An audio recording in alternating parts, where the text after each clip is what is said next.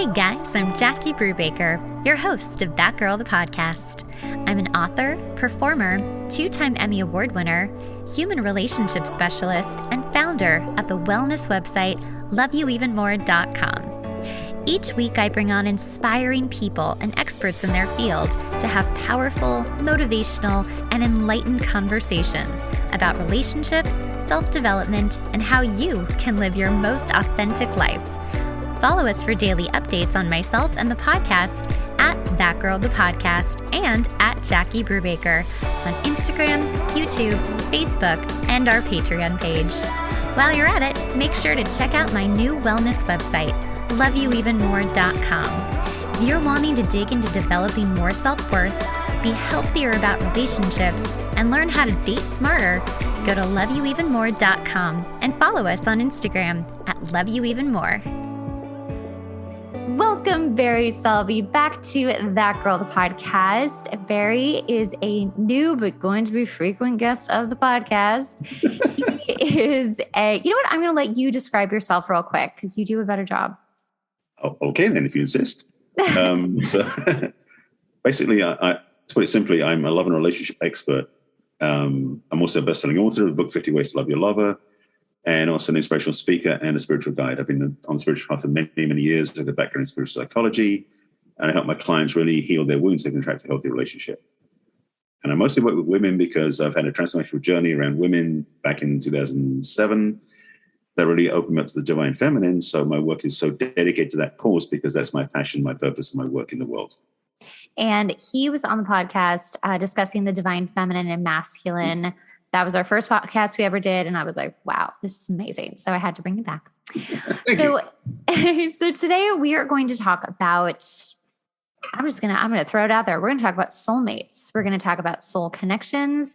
And we're also going to talk about relationships when you think you have found the soulmate and what that really means and how that really works in the real world. So we were just a light chat then. just chatting, just quick banter back and forth, Yeah. So basically, you'll hear people, and we did discuss part of this kind of, I believe we did. You'll hear people say like, oh, he's my soulmate. Like, I know it's really toxic, but they're my soulmate. They're my twin flame. I just can't leave. We have so much karma together.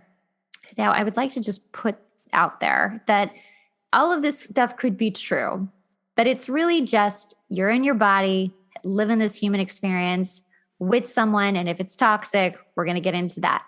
But when people say that to you as, an expert and who's helping people like understand their relationship better, what does that say to you? Like, what are you hearing when they say, oh, that's my soulmate? Like, I know we fight all the time, but they're my soulmate.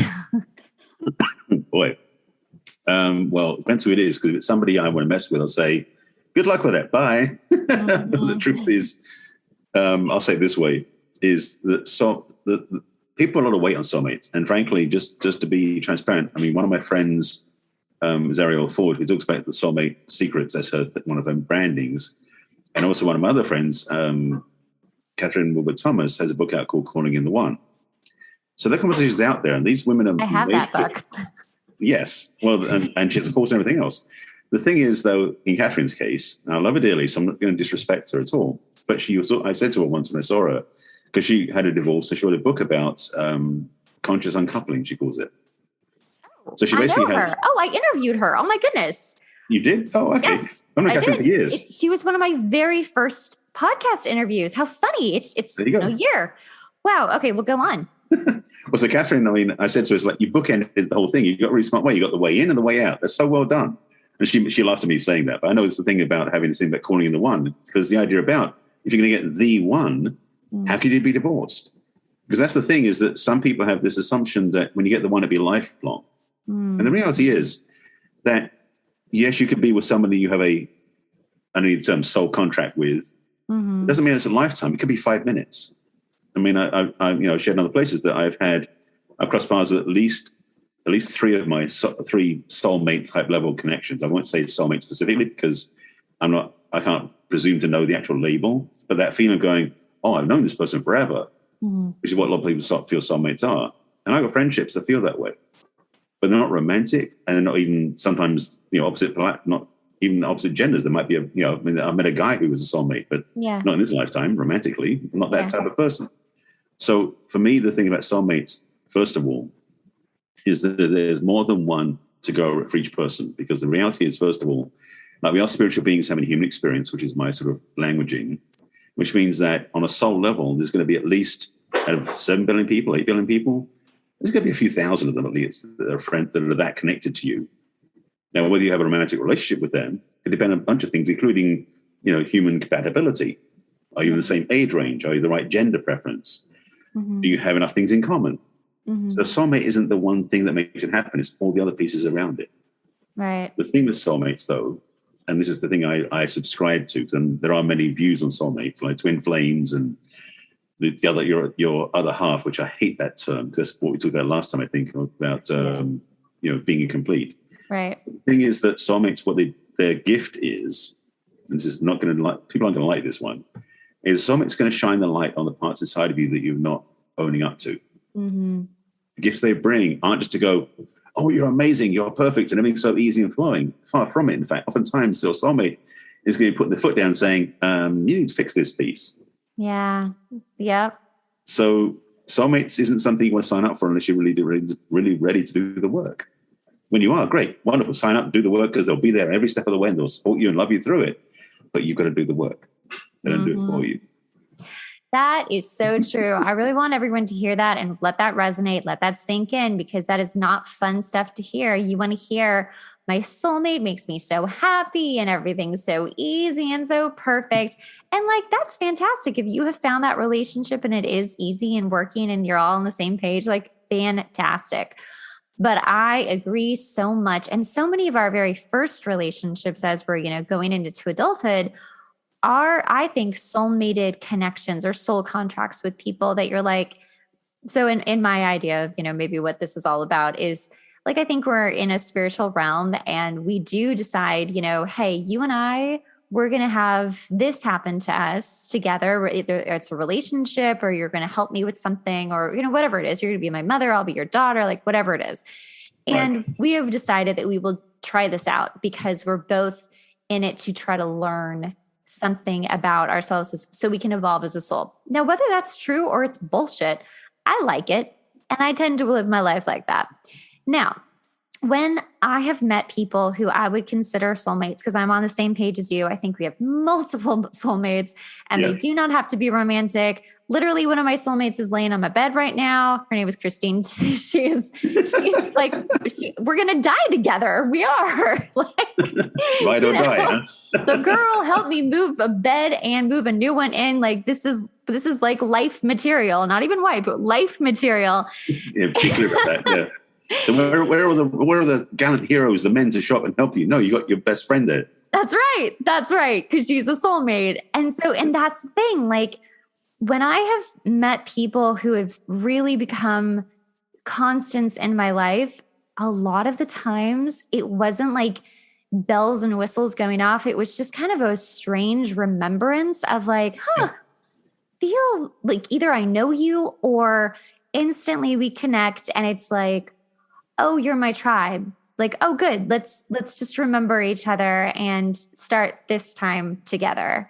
It doesn't have to be this whole like faded, star-crossed lovers kind of thing. Right. It doesn't have to be that.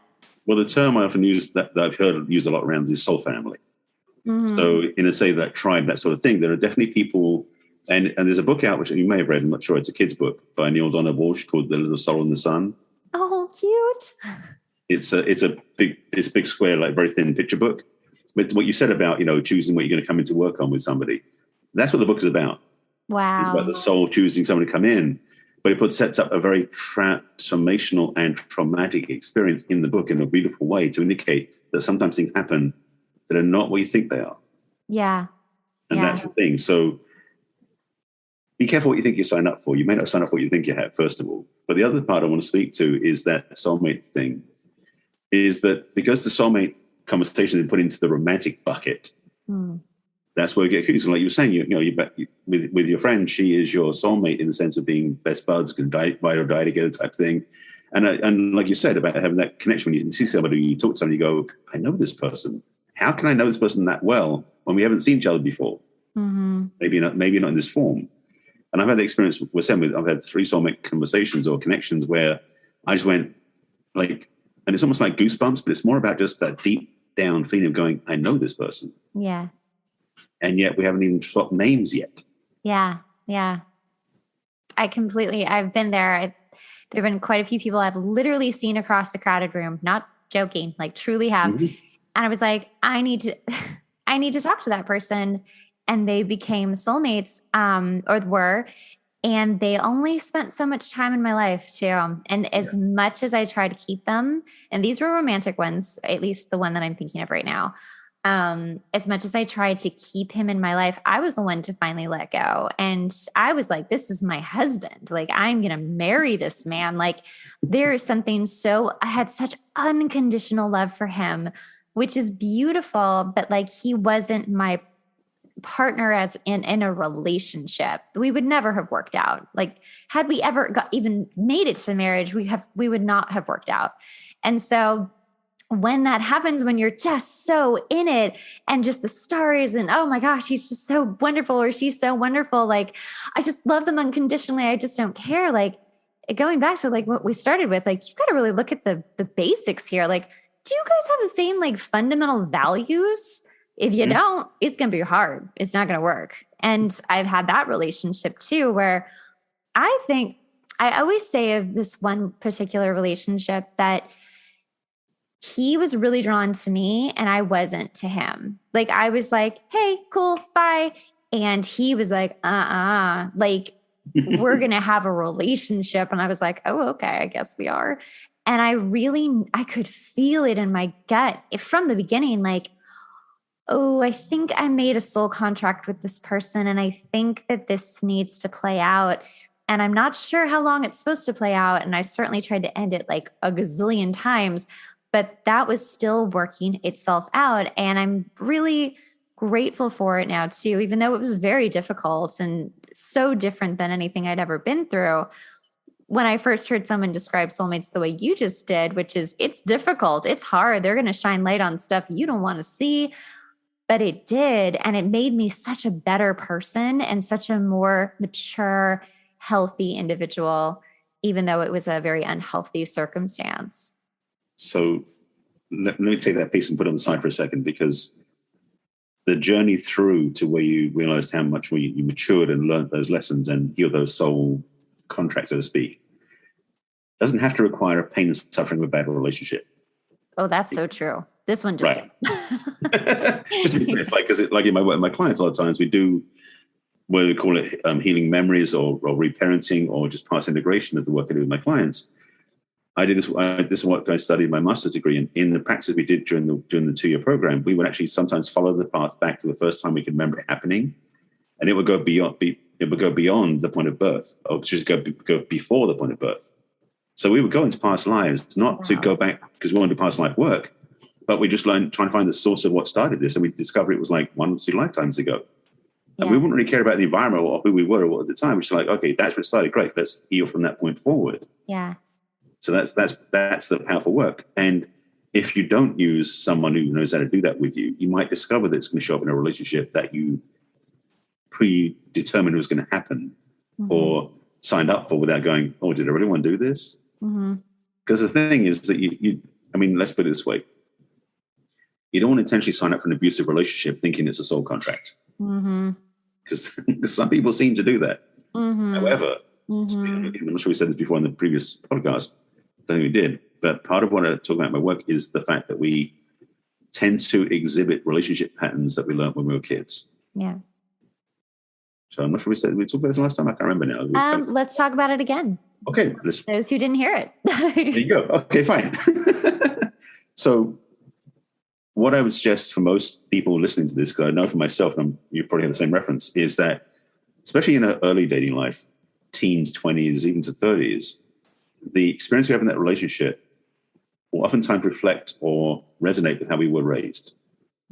So that for me, one of those things is that I had a lot of short-term relationships, I'll say it that way, in my late teens, early 20s, and the girl or woman I'd be with would have a great time for a certain point in time for 1, 2, 3 months long, maybe. And then we'd have an argument and I would bail. Yeah. Every single time. And the reality is that I was raised in a family that didn't argue. Right. So the idea of loving and argument didn't go together. So if there was an argument, it wasn't love. So I'd quit. And I'm lucky in the sense that I had a fairly mild upbringing. There are people who've gone through massive abuse or abandonment or addiction or anything like that, where those patterns that they were imprinted on when they were kids will tend to be repeated as their adult life. Maybe not to the same degree, but there'll be a resonant frequency because we take on, I think I'll use the term associative thinking, meaning that we will associate love with some sort of dysfunction and we bundle those two together until we learn to do it differently. And so those patterns are behaviorally learned or imprinted by adults, parents, caregivers, whoever it was, and we carry it into adult life because we don't know differently. Right. When we learn differently, then we start unpacking that and make love what it's supposed to be, which is naturally pure, whole, healthy, and wonderful. And then the issues that we had around it, we heal those and let them go so we can move forward. Exactly. Yeah. That's the goal. Indeed, it is. The goal. That's the shining bright light at the end of the tunnel that people are trying to get to. What if you're like, oh, wow, that seems hard. I mean, I'm down for the ride. I'm always down for the ride. But I know there are other people listening who are going to be like, I don't know if I can do that. What do they do? What should they do? Well, first of all, a lot of people do is not do anything. They'll just go through dating and they'll either go through cyclical, repeated serial dating with many, many, many different people, hoping to find someone who doesn't treat them the same way as the other ones did. And they might find a fluke and find someone who does treat them differently. They may not be happy, but at least they'll be less painful. Yeah. There are also people who will stick it out because the kids are more important. Like they'll get married and have kids and then they're stuck. They're going, I can't leave because I've got the kids. Yeah. So as people do things to avoid facing the issue. Yeah. However, when you do choose to face the issue, whether it is through a soulmate contract, like we said earlier, or you go to a therapist, coach, counselor, guide, expert, whatever it is, then you can shortcut some of that time and you can come out of it the other side with a lot more supportive tools to work with so you don't draw this sort of relationship anymore. Right. I love that. Okay. So let's talk about karma in regards to relationships. Karma. I think, yeah, I know. Let's dive in here. I think that some people might be like, wow, I was really terrible to this person in a relationship, and now I'm having really terrible things happen to me. Is that karma? No. Let's be clear. Good. I mean, let's talk about it. People love using the terms. People like taking as well. They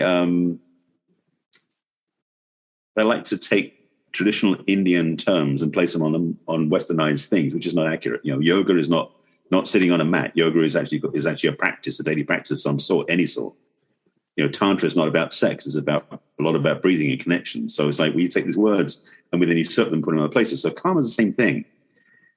Bottom line is that when somebody hurts you and you then think you're going to pay the price somewhere else, that's your belief system running. That's all it is. You believe somehow you got to pay the price because your penance what you did earlier. Yeah. Or by coincidence, you fall in a relationship where you get some painful response from the other person without even asking for it. Then you go, it's okay. I'm paying my price. I made my mistake. It's like, well, yeah, but yeah, you really want to do that? Mm-hmm. So it's not karma. I mean, the word karma for me is too easy a bucket to throw it in. Mm.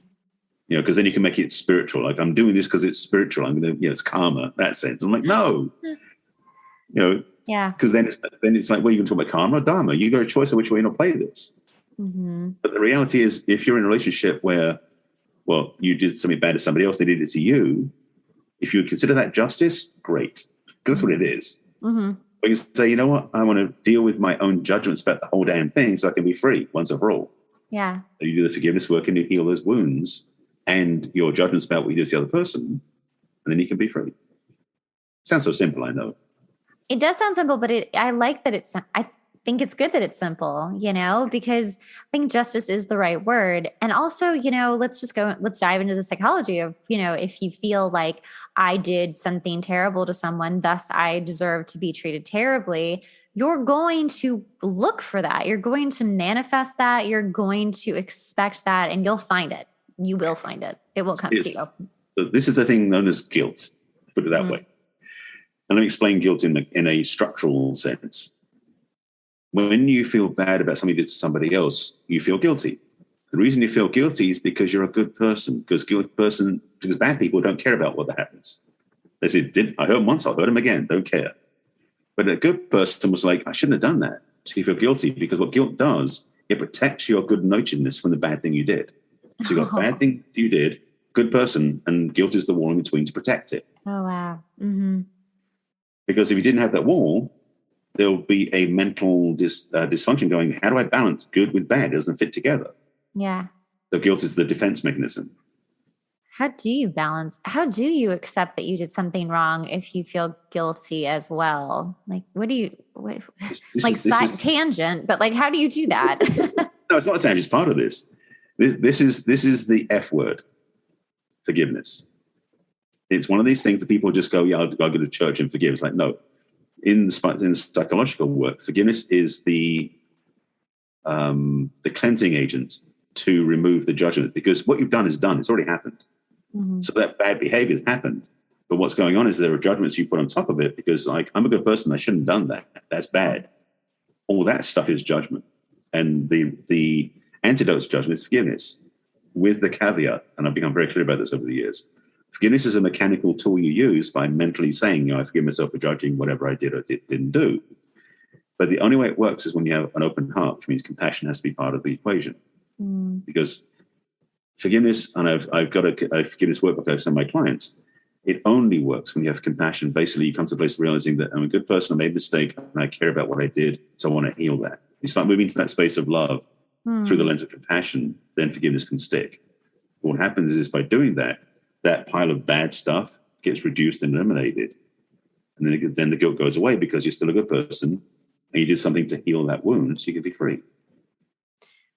Look at that. That's great. I love that. And it does go with what we're talking about. It really does. But it's also just a beautiful piece of work to do. All right. I know soulmates and twin flames get thrown around together. Is there a difference between the two? If you go on Google or you go on Wikipedia, I'm sure you'll find a difference between the two. But the reality is they're speaking in a lot of ways about the same thing. Although some people are really experts saying, no, twin flames and soulmates are different. Well, yes, in what we've said about soulmates, there's a whole spectrum of things that we talk about soulmates that are not the same thing as twin flames. Twin flames is an interesting conversation, because people have this presumption, I'll put it that way, that twin flames are these undying love, eternal flame gets together and it's two parts making a whole. And as I said it last time, or I said it before, we never are incomplete. We're not halves ever. Mm-hmm. So it's two wholes coming together, two whole beings. Mm-hmm. Twin flames is a very romantic spiritual description. I'm not particularly a big fan of that label, because I don't feel it has weight. Yeah. But some people are firm believers in it. I'm not going to argue with that. But the thing is, I also know people are very polyamorous. I don't believe in that either, personally, for myself. It's about choice. Mm-hmm. So for me, twin flames, if that works for you, use it. But for me, it doesn't necessarily correlate to a healthy relationship. Because the other part with twin flames or soulmates or those conversations is a lot of people use it as a label to avoid facing facts. And what would those facts be? Well, like we've been talking about, dealing with issues and upsets and behavioral stuff, and all these things we've covered. It really is the twin flame conversation. And I watch people who go through this, certain people, not everybody, because I don't know everybody in this case, where I've watched one of my friends, this is going back a few years now, where she was certain that her partner was a twin flame, but he kept abusing her. And she couldn't get around the fact, but he's a twin flame, he shouldn't do that to me. That ain't his twin flame. That may be a karmic issue, because you're saying, well, I'm leaving this person, or it may just be self-delusion, because the reality is, if you're with a twin flame, they're not abusing you. Mm-hmm. They may be teaching you, which is different. Abuse is a whole different human thing. It's not to do with spirit. There isn't abuse on a spiritual level. It's a very human expression. Right. And most people, abusers, are not spiritual beings, ultimately. They might pretend to be, but they're not. Yeah. So. Yes. This is a whole other topic, but there are so many people who do a lot of philanthropy work, who are very spiritual, who become like gurus, and they're just doing terrible things to people. And it's a power trip, right? So if you're in a relationship and someone is saying to you, no, you're my twin flame, but I'm going to basically keep manipulating you or abusing you of any kind. Yeah, no, they're just having a power trip and using spirituality as the name of it, which is bad. So please leave that relationship, people. Follow that person. Right. They're not your guru. Well, what else would you like to add before we wrap this up? What else do people need to know about this topic? Well, I'll say this. Love is one of these wonderful things I love talking about. Being known as the love doctor by my clients and friends is something that is important, not important, wrong word, vital to life. When you're loving, and is the switch, when you're loving to yourself first, you start healing the wounds you carry inside, the upsets, the baggage, the past stuff, whatever that is, to fill up your own battery, so to speak. Because when you have those wounds and upsets inside, it's like your battery can only get to a half full, which means you can only love to a certain point. So when you let yourself have permission to, and you do the work to heal those past wounds from past relationships, from family upbringing, from those things in the past that you haven't done yet, haven't faced yet, haven't resolved yet, then you can fill up your battery first. And then when relationships happen, because they will, you'll be able to love from an overflow versus from a lack. Mm-hmm. And this whole thing we talked about with soulmates and twin flames and everything else, if you're in those relationships from a place that you think the other person completes you, makes you feel whole, or you don't feel whole in going in, it isn't the healthiest way to be. Yeah. Healthy relationship is two whole beings who love themselves fully and give to the other person from their abundance. That, to me, is the ideal of a relationship. Period. I love it. Thank you, Barry. It's always so nice to have you on. You'll be back. Tell people how they can find you. Simply put, my website is barryselby.com. You can click on the button that says Let's Connect, and we can talk, and I can offer you some guidance and maybe next steps. I have a YouTube channel that is filled to overflowing with videos, which is my name, Barry Selby. So youtube.com/Barry Selby. Social media, Instagram is my main place nowadays, which is The Real Barry Selby. And I'm on Clubhouse, which is Barry Selby. So The Real Barry Selby on Instagram, but it's Barry Selby everywhere else. So Twitter, LinkedIn, Pinterest, Facebook, and on Clubhouse. So awesome. Yes, go find him. Go find him. He's incredible. He can help you with everything. Well, thank you. Almost everything. Almost. You know. I can't help you buy a car. All right, my dear. I will talk to you very soon. Thank you again. My pleasure. Thank you. Thanks so much for listening to the podcast. Remember, sharing is caring. Make sure to rate the podcast and leave a review. We really rely on this to help get the podcast out there. Also, make sure to watch the video version on YouTube at That Girl the Podcast.